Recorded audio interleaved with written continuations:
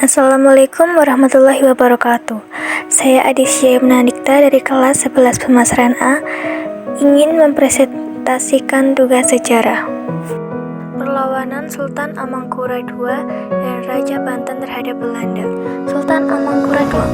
Amangkurat II adalah susuhunan Mataram kelima yang memerintah dari tahun 1677 hingga 1703 dan memindahkan pusat pemerintahannya dari Keraton Plered menuju ke Keraton Kartasura. Ia merupakan sunan yang suka memakai seragam angkatan laut Belanda sehingga Amangkurat II dijuluki sebagai Sunan Amral.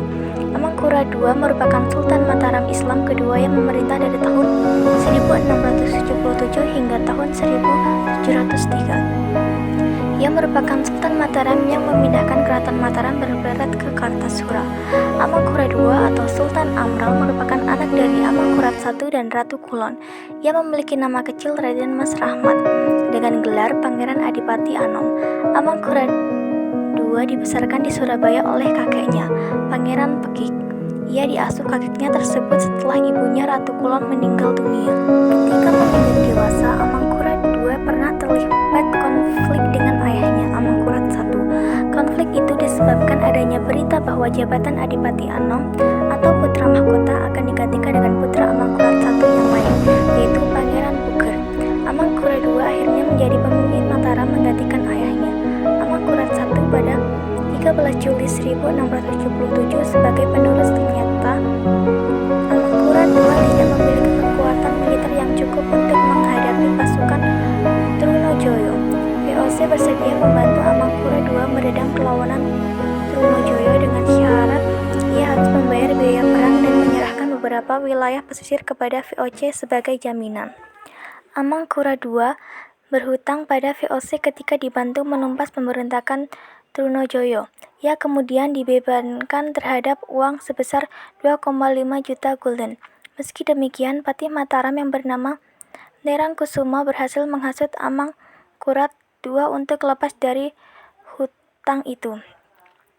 Pada tahun 1685, Amangkurat II menampung buronan VOC yang bernama Untung Surapati di rumah Patih Nerangkusuma. Untung Surapati kemudian dipersilahkan tinggal di desa Babirong untuk menyusun kekuatannya.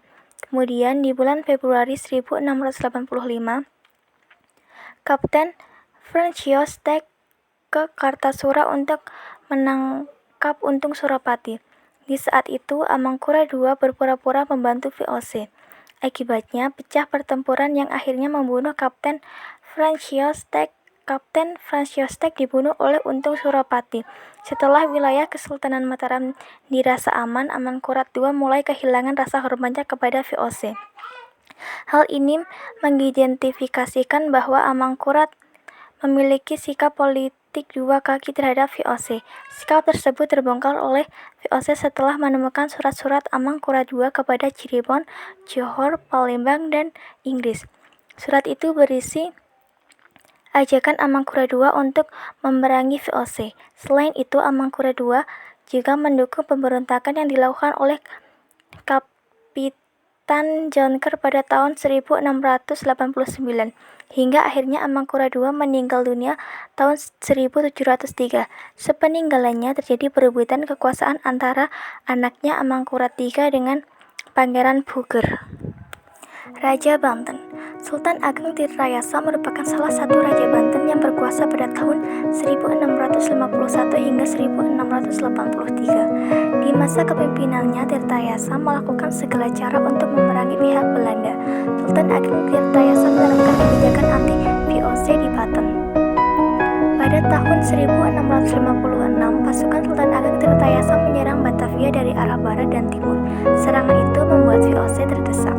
Tapi VOC tidak menyerah. Rupanya, VOC menyiapkan strategi yakni divide and impera atau adu domba di kalangan Kesultanan Banten.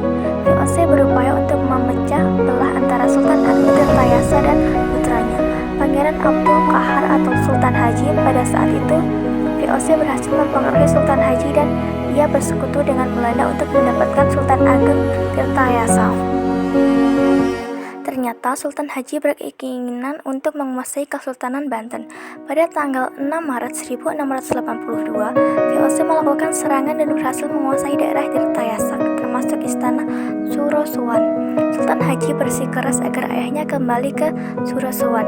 Setelah berdiskusi dengan pihak Belanda, Sultan Haji mengirimkan surat kepada Sultan Agung Tirtayasa yang berisi tentang keinginannya untuk berdamai. Budaya ini berhasil membujuk Tirtayasa untuk kembali ke istana. Ketika kembali ke istana, Tirtayasa disambut dengan sangat baik oleh Sultan Haji dan pihak VOC. Tapi setelah beberapa saat tinggal di istana, beliau ditangkap oleh Belanda dan dibawa ke Batavia di tahun 1683. Sultan Agung Tirtayasa wafat di dalam penjara pada tahun 1692. Beliau dimakamkan di komplek pemakaman Raja-Raja Banten yang berada di sebelah utara Masjid Agung Banten.